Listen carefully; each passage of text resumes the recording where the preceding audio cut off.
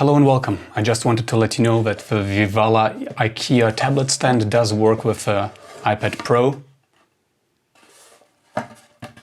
This is the 12.9 inch one, and it fits quite well.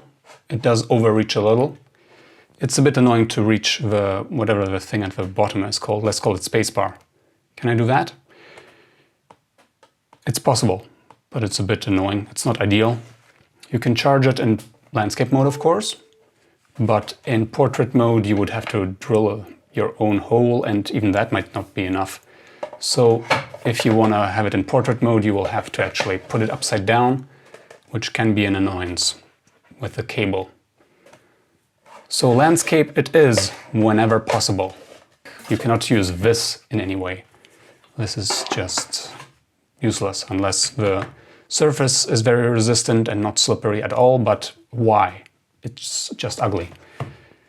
So the one and single use for this works well in landscape and meh in portrait.